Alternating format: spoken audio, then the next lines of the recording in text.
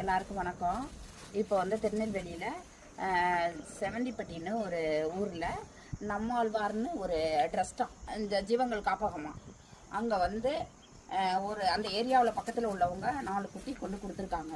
4 குட்டிக்கு 2 குட்டி கால் முடியாத குட்டியாம். அவங்கள்ட்ட கேட்டு கொண்டு கொடுத்ததுக்கு எவ்வளவோ அமௌண்ட் கேட்டாங்கன்னா அந்த அமௌண்ட்டை அவங்க கொடுத்துட்டு இருந்துக்கிறாங்க. மறுபடியும் நல்லா இருக்கிற குட்டிக்கும் பணம் கேட்டிருக்காங்க.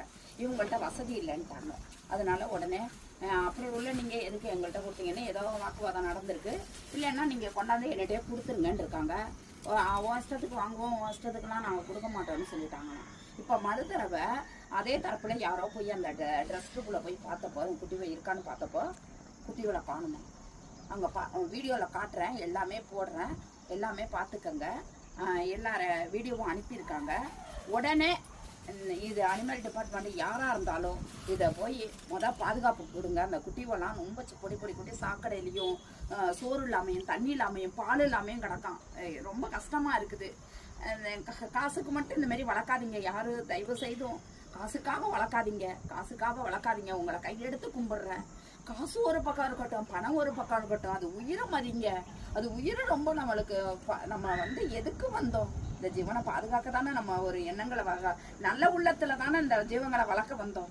ஏன் கெடுதல் நினைக்கிறீங்க? இந்த ஜீவங்களுக்கு பாதி மக்கள் அடிச்சு கொள்றாங்க, பாதி மக்கள் கொடூரமா கொள்றாங்க, பாதி மக்கள் சோர்படாம கொள்றாங்க.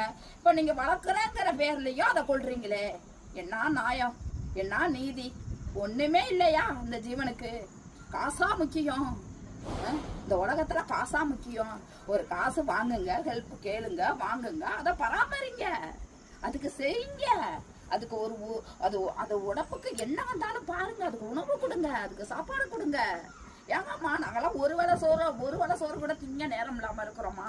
அது உங்களுக்கு 24 மணி நேரமும் வேலை பார்த்துக்கிட்டு ஒரு வேளை சோறு கூட நாங்க திங்க மாட்டோம் தெரியுங்களா? ஒவ்வொரு நாளைக்கு அப்படி ஒரு எண்ணங்களை நாங்க வச்சுக்கிட்டு இருக்கோம்.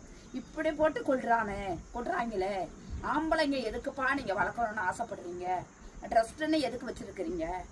அந்த ட்ரஸ்ட் பேர்ல யாரு போய் அந்த பிள்ளைங்களை காப்பாற்றணுமோ காப்பாத்துங்க.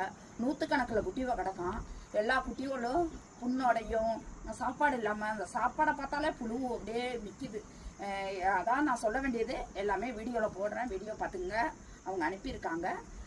தயவு செய்து யாரும் காசுக்காக வளர்க்க வராதிங்க, சரியா? நீங்க வந்து காசு கொடுக்குறாங்கிறதுனால நீங்க தவறு செய்யாதீங்க. உண்மையா இருங்க. நிலைக்காது, நீடிக்காது. சரி, அதுதான் நான் சொல்ல வேண்டியது.